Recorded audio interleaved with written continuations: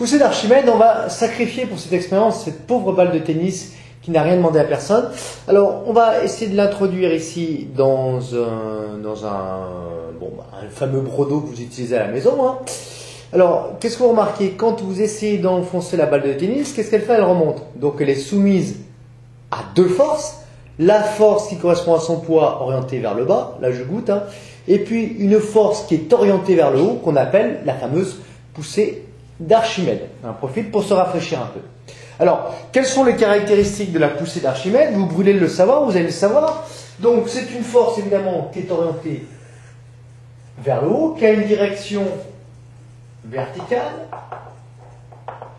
qu'on nomme pi. Généralement, ça peut être autre chose. Hein. Le sens, eh bien, ce serait du centre d'inertie de la Terre, GT, vers G.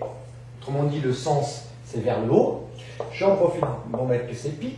La norme, ou la valeur, qui est évidemment en newton, norme d'un vecteur comme ceci, en newton, hein, vaut quoi? Eh bien, la masse de fluide déplacé, masse de fluide, F pour fluide, D pour déplacer, fois G. C'est-à-dire, en fait, le poids de fluide déplacé. Dans ce cas-là, le fluide déplacé, eh bien, c'est de l'eau. Hein. Alors, dernière chose, point d'application. Eh bien, le point d'application, on va le mettre en G, centre d'inertie du solide. Bien. Alors, un exemple tout de suite. Imaginons que la balle, c'est ce qui est le cas ici, est entièrement immergée. Quelle est la force qui s'exerce sur cette balle? Tout simplement, eh bien, pi égale masse de fluide déplacée fois G. Or, vous savez que la masse volumique du fluide, c'est quoi? C'est la masse de fluide divisée par le volume, hein, puisque la masse volumique, c'est en kilogrammes par mètre cube, hein, dans l'unité légale. Autrement dit, dans le cas où la bille est totalement immergée, ce volume de fluide déplacé, il est égal au volume de la bille. On est d'accord? Autrement dit, pi vaudrait quoi à ce moment-là? Masse de fluide déplacé, c'est-à-dire masse volumique du fluide